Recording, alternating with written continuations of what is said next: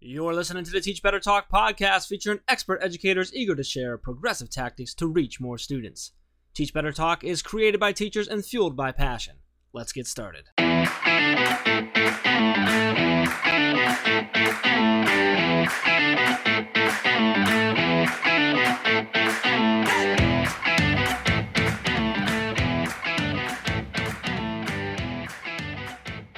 Hey everyone, welcome to episode 267 of Teach Better Talk podcast. My name is Ray Hewart. I am here with Jeff Gargas, and boy, do we have an episode in store for you guys. It's a good episode. It's a I good know. episode. I know. Good episode. I was saying before we record that, it's kind of crazy that we've made it through 267 of these. Can we preface, before you said that statement, you also said, I quit. And I was like, okay. Yes. Yeah, I did say I quit, and Ray's response was, okay. And I'm like, kind of hoping for a little bit of a fight, but there was no fight, so...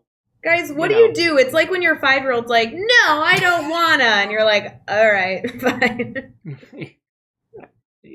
Yeah, I don't know. Anyway, I didn't quit, at least not yet. I'm still here for this, so at least going to finish this off. So let's talk about what? I think you'll feel better once we're done recording episodes for the night. We have one more meeting because, Mondays are fun. And then you'll get to sleep, and we're going to wake up tomorrow morning to sunshine and happiness, Jeff Gargas. So I like sunshine and happiness, so that gets me excited. So if you can't tell, this right here is my excited face. It's so excited. Smacking chords all over the place. If you can see me on YouTube, you see this. If you're listening, you just missed me flinging stuff, and now I'm throwing my hands up on the air. This is getting bad. Anyway, let's talk about something that's not bad, and that is how many freaking webinars we have coming up this summer. We have a lot of webinars going on. I don't want to talk about all of them because we'll get confused. So can we talk about the first one? The first webinar series is kicking off on June 14th? Did I get the date right? Mm-hmm. Yes, and that webinar is all about the grid method, and it is a 4-week-long webinar with a total of 8 different sessions, and the best part is it's not with Chad. Oh, I love It's Chad. with Ray Hewart. You're leading this one. Yeah. We did a couple of these last summer, and they were a big hit. People really liked them, so we decided to bring it back this summer, and that is going on. So tell me a little bit about what I, as someone who might attend this webinar, can expect from the webinar. I mean, the webinar is exactly what every educator needs to create their first grid. We're going to go through all the basics of what the grid method is. We're going to dive into dissecting standards altogether. Everybody in the webinar will actually have their own standards and be building their own grid throughout the process. We're going to dive into classroom management strategies. And the goal would be that you're not only fully understanding the grid method, but you're actually learning the grid method by being a student and going through a grid yourself.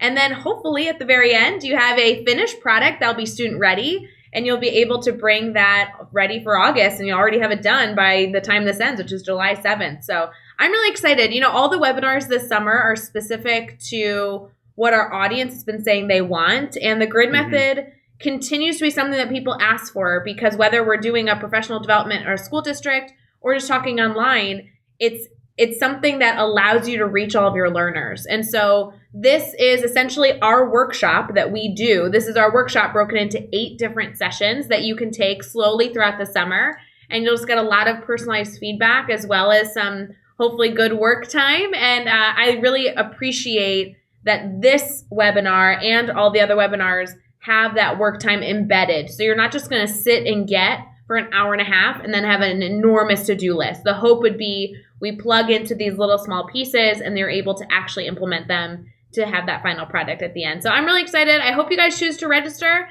Like Jeff said, it is June 14th through July 7th. Again, we are meeting on Mondays and Wednesdays at 9 a.m. Eastern. And you can register over at teachbetter.com/summergrid. I think it's going to be a blast. I think it's going to be awesome. It's going to be good. And we got lots of other webinars coming up. That is the kickoff one. That is the most sought after. Definitely want to get in there because I think it'll fill up. So I was going to say, not only is it going to fill up, but Jeff, this will be, I think, I was looking at the calendar, one of the first video live experiences in my new office. Like, I think that's exciting. I know, like, these people are going to get, like, a lot of people don't realize that you're so demanding that we actually bought an entire office building just for you. That's not true. And this so that you could have a different room for all the different things that you do live. It's not true. So this is an office building. There's 22 offices. Every office has a different video setup and background so that Ray can have whatever she wants for whatever she needs. We're not that fancy, y'all. I'm so sorry. We're not. No, but you happen to be moving, which means you get a new office space that you get to have fun with, and this will be the first thing. That's awesome. So it might look exactly the same, or it might look different. Who's to say? We'll find out. Oh, I think you're to say, but still, I'm excited about it. So do you think you're gonna go with the same color that you got? Are you thinking like a white back there, or? I am not going to divulge all my secrets, Jeff. That's the perk of registering for this event. Come on. So if you're not concerned with transforming the way that you educate and the experiences that your students go through or anything like that, at least register to see what color Ray goes with for her wall in her office. I mean, that's what I'm thinking. Yeah. Anyway, let's talk about this episode. So, Dr. Rachael George is a principal. She's been a principal, middle school principal, elementary principal. She's taught many, all up and down the K-12 space and different what's what I'm looking for. I'm lost. Different subject areas. And she's got such a cool story because this is her second career. She was a forest firefighter with the U.S. Forest Service. I mean, like, the chainsaw jumping out of helicopters like nuts. And her story of how she got from there to the classroom and then now into a leadership role is just super cool. It was a lot of fun. The book came out of that. So the book she's going to talk about, we're going to give away a copy of that. She's a NAESP fellow. She's a member of the ASCD Emerging Leaders class of 2015. And like I said, she's currently a principal, and she has done some incredible work and growth in every school that she's been in. The stats that she has and the accomplishment she has is just off the chart. And to make it even better, Ray, she's really cool and a lot of fun to talk to. So it's just like icing on the cake. Like she's fantastic. So great episode. Anything to add, or can we jump right into it? No, I knew when my friend Adam Welcome recommended her as a go-to person that we were going to love her. And shocker, we love her. Go check her out. What do you know, huh? Good job, Adam Welcome. Appreciate it. Good job, Adam. All right, let's get into episode 267 with Dr. Rachael George. Hey everyone, it's Ray. We'll be right back to this episode, but I want to make sure that if you are a Teach Better Academy member, we just launched another course. You guys already are aware that we launch a course in our Teach Better Academy about every 30 to 40 days, and we just launched a brand new one here on April 12th. The new course is called Using Social Media to Grow Your Network, and it is all about not only getting you logged onto the platform, but truly understanding your mission and how you're communicating your why from everything from your profile picture, your bio, and the tweets and messages that you send out. If you are already a Teach Better Academy member, the course is already located in the queue. But if you're not a member yet and you're not sure if paying $9 a month is something that you want to be a part of, you can always join in on the course on your own by buying it outright over in the Academy. So I will meet all of you over in our brand new course, Using Social Media to Grow Your Network, at teachbetteracademy.com. But let's get back to this episode. All right. And then we will get into it here. Let me make sure we are good. Okay. All right, we are here and we are chatting with Rachael George. Rachael, awesome to have you on the podcast. We're super excited. We've already been talking a little bit, and it's easy to tell when we first get someone on, we start chatting, that we know it's going to be a good episode, and this is going to be a good episode. So we're super excited to have you on here and to learn more about you and dive into your story. But before we get too far into all of that, how are you feeling right now? Honestly, I had way too much coffee today. It just kept flowing. And it is, I don't know what time you're listening to this, but we're recording at 5 p.m. Pacific Standard Time. So that's like 8 o'clock over on the East Coast. And I could probably go strong for like another 12 hours. So I'm going to either have to go for another run or do some yoga, but I'm going to have to do something to calm myself down. So that's where I'm at. Rachel, we should just go live for 12 hours. I was just going to say, we do a 12-hour live. So it sounds like you should just run that right now. Let's do a 12-hour live. Let's go. Game on. Let's go. I'm going to start my clock right now. I feel like we could talk shop with Rachel for 12 hours. I mean, we might need to take like a food break or like order some delivery, but I'm game. Oh yeah, totally feasible. I think it'd be great. You know, Rachel, I was personally really excited to connect with you because I've been following your journey on social media for a while, and I know that we have some friends in common. And so I literally saw your name on the calendar today for recording, and I was like, oh, this is going to be a moment. I actually get to meet her. So I'm really, really excited for our listeners to meet you too. If they're listening and they haven't been connected to your work before, do you mind kind of answering that age-old question, kind of like your bio, like, hey, Rachel, what do you do? Yeah. So, education is my second career. I know I might not look old enough to have a second career, but it's true. It just have used a lot of moisturizer. I worked for the Forest Service for 11 years in fire. So worked on hotshot crews, worked on engines, worked on helicopters, which I loved, everything under the sun. And coming to education was my way to help kind of change the world. Figured out I'd start at the origin. And so, I actually started at a residential school where I could wear my Carhartts, did not have to wear makeup, and could pull my hair back in a ponytail and work still out in the woods because it was out in the woods. It was fantastic. But really did the Goldilocks effect where I worked in residential at secondary, went down to elementary and public school, and landed in middle school, was a middle school principal, and am recently an elementary principal, loving it. Definitely retirement, living the dream. And it is pretty much everything education in my world. I'm actually married to a middle school principal. We met when we were both middle school principals. So I'm sure you can imagine what that professional development was like as we did district-wide stuff. So involved in lots of different organizations. I'm an NAESP fellow. I am the president-elect for our state association for the Coalition of Oregon School Administrators, which is an umbrella group. So just involved in lots of things, even teaching some higher ed classes. So you name it, I'm probably connected and doing it at some level, but just really love my work. All right. So you have so much going on that you do in education. You have a career in education, plus your, firefighting days. And there's so many questions that I'm sure a lot of people are thinking right now. And here's the question that Jeff Gargas is going to ask you, because this is the level that I'm at. The movie Playing with Fire with John Cena. Have you seen it? Do you like it? Is that It's with the smoke jumpers where they're fighting the forest fires. Is it the smoke jumper one, or is it the one with the hot shots, the Granite Mountain one? Is it the recent one where they all died?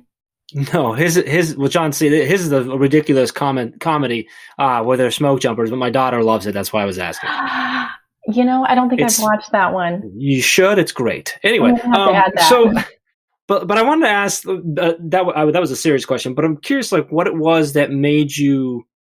Like, how did you go from that to teaching? Like, what happened that made you go, you know what, I need to quit doing this, and this is where I need to go? Because you were 11 years there, so you couldn't have hated it, right? You really liked it, but like, what was it was it something that happened that triggered? Was it a conversation with someone? What was it that really spurred that change? There were two things, and I'm glad you asked. And I still did it when I was teaching in the classroom. So I spent my school part of the year teaching math or whatever content I was teaching at the time, and then still spent my summers doing it. So I think my last day was 2 days before I became a principal. So for many years, that was a huge part of my life. But the big pivotal change, I can tell you right now, it was in the middle of Dirty August, which is where people crack because it's a dirty month. You've been going hard for like 4 months straight. Two days off every 2 weeks. Like, there's not a lot of time. You're working 18-hour days, sleeping on the ground. It was when I was on the Prineville Hot Shots. And we were on the B&B fire, which was the second largest fire in state history at the time.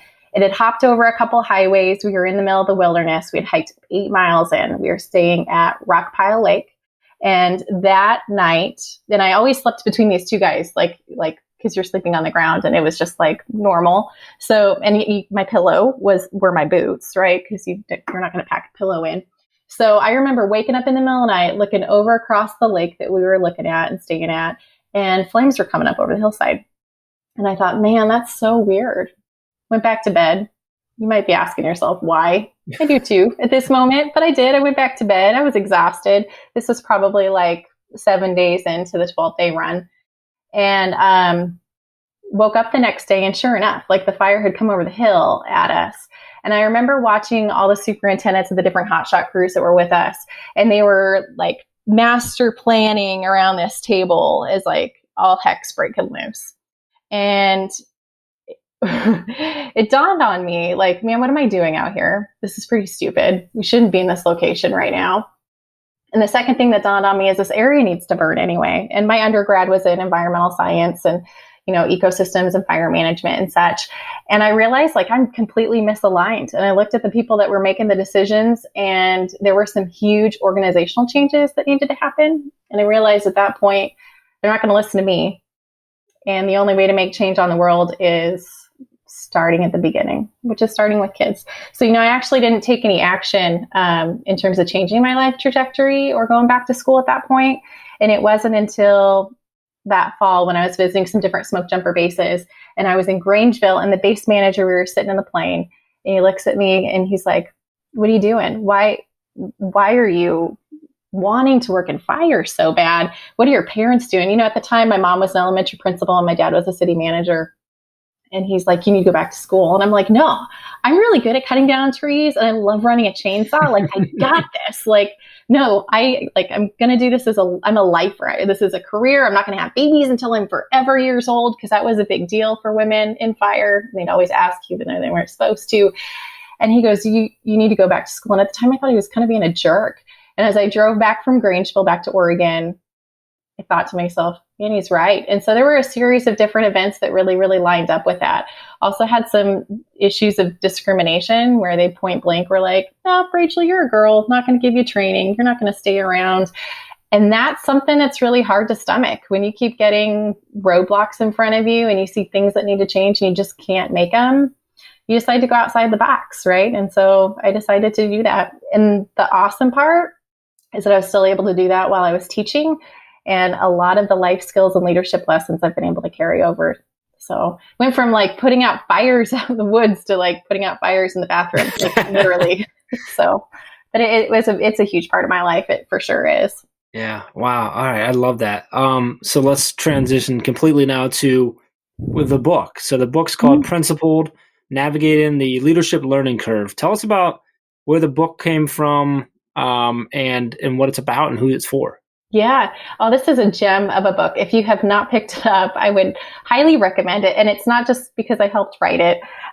It's solid. It's really, really good. I wrote it with two girlfriends, both administrators within Oregon. One's in the David Douglas School District, Kate Barker.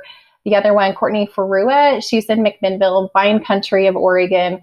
And they are just some phenomenal leaders. And we met through our state association, and we definitely had a connection right from the beginning. Our passions were completely aligned. However, the way we went about it were slightly different.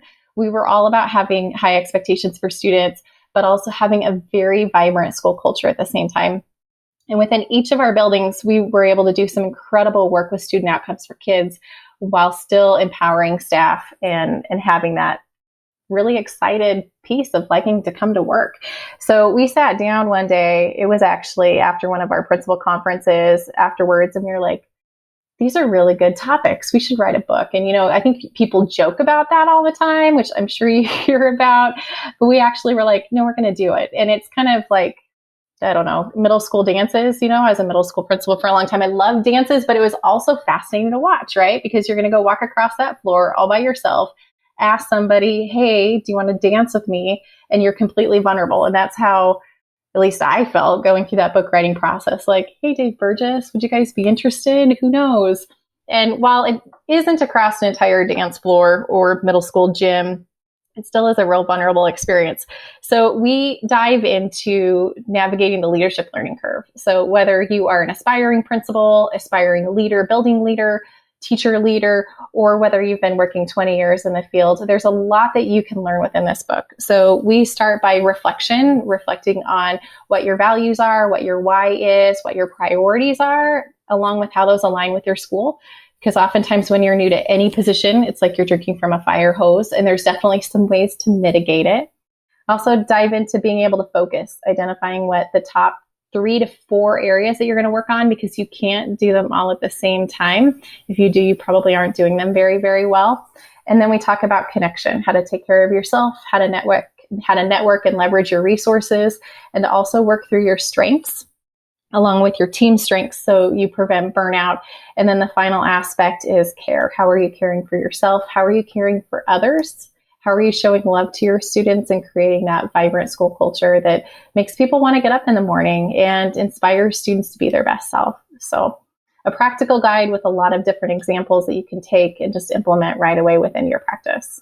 I love it. And if you're listening and thinking you're going to love that too, we're going to give away a copy a little bit later on in the episode. So make sure you stick around for that. Rachel, I want to get into How could you not want a copy after all of that information? I know I say if, but like they're not going to wait until the end to win. They're just going to go to their Amazon cart and buy it right now. You don't need to wait till the end, guys. Just go buy it.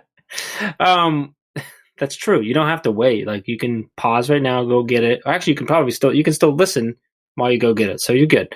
Rachel, I want to get into one of my favorite questions. This is where we asked you to share a story with us about a time that you failed. So if you can share a time, take us there with you. Tell us what happened. How did you overcome the failure? And then what did you take away from that experience? Mm-hmm. So I'm like a professional failure, and I tend to be pretty transparent about it, because if you're not willing and able to share those different learning moments, man, other people aren't able to learn from it. And you learn from the good and the bad, right? And I think that those are ways that we can help shorten those learning curves. And that's actually one of the things that I value and appreciate about Principled, is that we do share a lot of our mistakes along the way to help support people.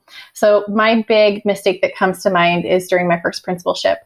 So I had, the perception and mindset that school improvement all came from the principal level. And so we did a huge dramatic turnaround at Lorna Byrne.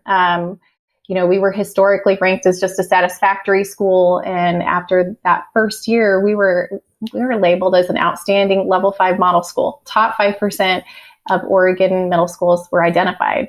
We were 100% free and reduced. We had multi-generational homes. We had families that were living in buses with shot out windows without any power. It was pretty typical to have people without any electricity, to have campfires, like homework just wasn't happening. It's part of the Emerald Triangle. Drug use was huge within the community, along with violence.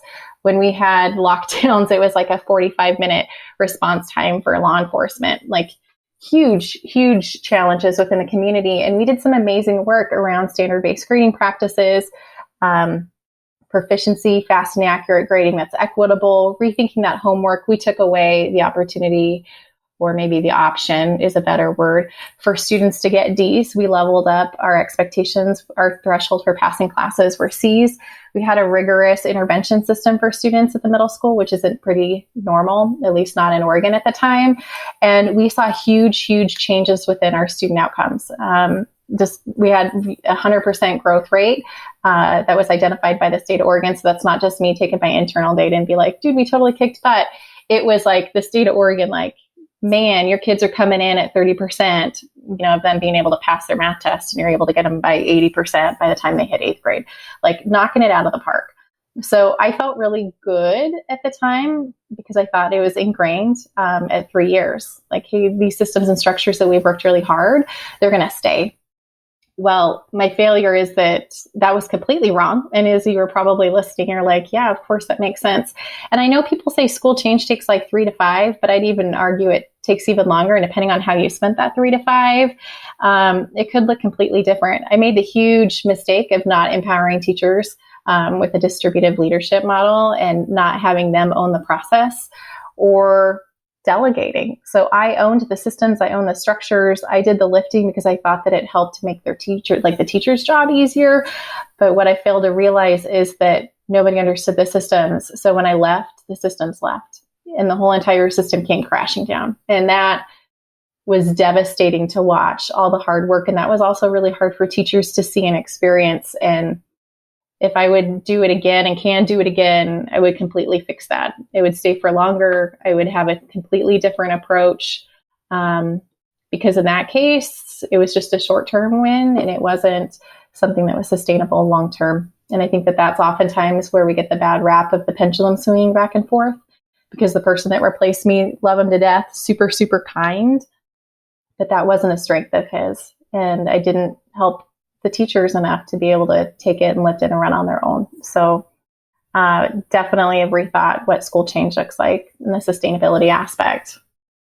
Oh, Rachel, I love your reflection. I think that's something that so many educators, whether they've had a formal leadership role or not, can really hold on to, is this idea of ensuring that there are multiple voices in on conversations, that scalability exists, that you're really thinking of all perspectives. Because truly, as I'm listening to your story, I'm like, of course you were trying to help educators, but as you reflect back, there's always improvements that we can have. And I so value that you identified that as an area of growth, because oh gosh, we've all been there. So when it comes to what keeps you excited about the work you're doing, and I feel like you're somebody who, even just listening through your voice in these stories, I can hear your passion. Like truly, you are just such a great speaker. I could listen to your voice for hours. But when it comes to what keeps you excited and like what you're excited about right now with the work you're doing, what would you identify for that area?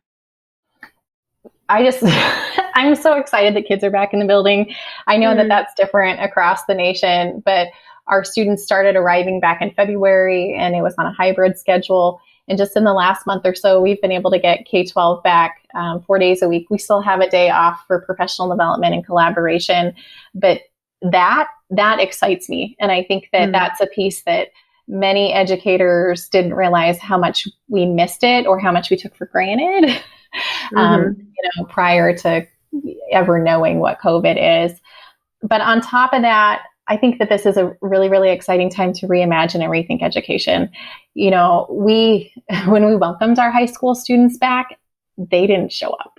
And I don't know whether they showed up in other states, but we're looking at like half of our high school shows up each day. Like, what are they doing? They picked up other jobs. Like I see them in line at Starbucks, and I'm not talking like they're getting coffee, but they're like serving me coffee. And I'm like, hey, aren't you supposed to be in school? And they're like, I catch it on the replay. I do asynchronous, and they're still kicking butt with their grades. And I think the notion that students have to show up and that it's required is no longer on the table. And this is something that, you hear Beth Huff talk all about, like, would students choose to be running into your building if they didn't have to? Like, are they excited to come in? And I believe that that's truly been put to the test with COVID. And I think that that's a really, really exciting place to be, because it provides so much opportunity to be able to be creative and rethink. How are you engaging with students? How are you making the connections? How are you having those conversations with students? Like, when you really have that opportunity, are you choosing to go interact with them, or are you just choosing to stand at the door and kind of supervise? Like, what are you going to do? And that, I think, is a really, really beautiful thing. And oftentimes through change is when the most amazing things happen. And I think we're there. So I'm excited what the future is going to hold. Yeah, I love that focus on rethinking education. Great mindset for that. So for question 5, we always focus on a piece of advice. And this is really our piece of advice that we joke about being your piece of advice of the episode, right? If you could give one piece of advice to any educator listening, what would it be? 3 words: turn it off. I did have to double check that those were 3 words before I said that, because that would have been like an epic fail. But 3 words: to turn it off. And I say that tongue in cheek, but I'm actually being super serious, because my first. And she doesn't mean this podcast, just to confirm. No, that's not what she means. Thank you for clarifying. Yes, I mean work, right? Like, we have been brought up, or at least I have, in a generation where we grind and we want to be one of the hardest workers, and we think that being a super hard worker is everything, right? That you need to stay longer, that you need to show up earlier, that you need to answer your email, and you don't. That's actually a super huge sign of being ineffective. So turn it off, take a break, work smarter, not harder, be efficient with your time. If you're thinking, man, I don't have enough time to do all these things, I'd encourage you to do a time audit. How are you spending your time throughout the day? How are you working to get your things done? And then also, are all the things that you're doing really worth your time? And does it really connect back to what your big purpose and your why is? And then once you figured out if your stuff's in alignment or not, shut your computer down, shut your email off, shut off social media, take breaks. There's going to be times throughout the year and seasons where you're going to be a little busier than others. I just finished teaching an evaluation and supervision class for aspiring leaders. And as soon as that was done, that was about a week ago, I have not been on social media very much at all. And I've not been doing any work in the evening. It's just, I'm chilling. I'm taking my break. I'm taking my rest. And I think we all need to do that. And if you're not able to take some big chunks of time, spread it throughout, because I think that's been another aspect that has really punched some folks in the face, is that some of us that were used to running marathons or sprints in education and working our tails off, the last 12 months have been pretty difficult. So if you're not taking a break, you're going to, what's the great saying? Like, check yourself before you wreck yourself, right? But that's so true. I mean, it's just, it's really, really true. So I would just turn it off, take a break, take care of yourself, indulge in self-care. I love that. I love that so much. And I love that from someone who loves to work a lot, and I push hard work a lot, and I push all that type of stuff like that. But it is super, super, super important to know where your limits are, to take care of yourself, to make sure that you're taking that time off, to make sure that you're unplugging, that you're leaving it at work when you need to leave it at work. And you mentioned the time audit, and I was literally like doing like a little like clap over here, because when I track my time and I do time audits, like it's incredible what you learn about where your time is going. And then the smallest little adjustments can help free up a bunch of time and just change the way you look at it. So I love that. That's an awesome piece of advice. Before we go into the 6 questions, let's give away a copy of the book. So let's, if you want to try and win, if you haven't already went to Amazon and bought your copy, which is fine, which is what you should have done. We're going to give away 1 copy. Go over on Twitter. Make sure you at Teach Better Team and at Dr. Rachael George to make sure you hit both of us. Use hashtag Teach Better or Teach Better Talk as well. And then, Rachel, what do you think? Let's just have them answer the question. Tweet out your answer to the question, what does leadership mean to you? Does that work? That's fantastic. Awesome. I'm going to pick one randomly there and get you a copy of the book. So make sure you head over to Twitter and do that for us there. All right, Rachel, the next 6 questions we're going to do, I'm going to throw them at you. Your goal is to answer each one in 15 seconds or less. You ready to go? Got it. All right. What is one EdTech tool you cannot live without? Schedule feature on email. Give us a book you're reading right now. Deep Change Leadership by Doug Reeves. Who do we need to follow on Twitter or Instagram today? You can give us up to 3. My gal pals from Principled. We have Kate Barker at Kate_S_Barker and Courtney Furua at Courtney Furua. What's a good YouTube channel, website, or podcast for educators to check out? This is a podcast. It's the NAESP Principal Podcast, and it's with my friend Adam Malcolm and myself. Give us a daily, weekly, or monthly routine every teacher should get into. Quiet time for yourself. Take 30 minutes, and if you aren't into quiet time, go use that time to move your body. And give us the best piece of advice you've ever received. We encourage what we allow. Wow, you just nailed that. That is trophy. Oh, yeah. Trophy worthy for sure, Rachel. That's real good. So good.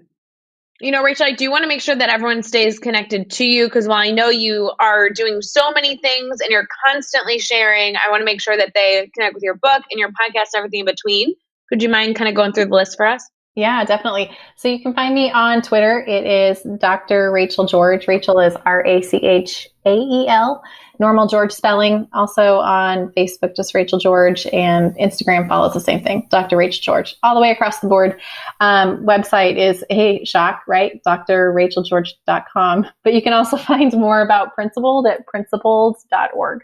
And, you can find all the links and the resources and everything we mentioned in this episode over at teachbetter.com, as well as those really important links for connecting with Rachel and keeping this conversation going. So head over to teachbetter.com for all of that. Be sure to hit subscribe so you don't miss any upcoming episodes. And if you can give us a rating and review, we'd really appreciate that as well. And let's keep taking this one step further. Think of just 3 of your colleagues who need to hear these amazing stories and connect with these amazing educators, and just share this podcast with them. Rachel, this was awesome. I really love the stories. I love everything you shared. I'm so happy to be connected to you and excited to be sharing your story with our listeners, and just excited for them to continue to learn and grow with you. So thanks for taking some time out and hanging out with us. Thank you. You bet. It was an honor. Until next time, let's get out there and let's teach better.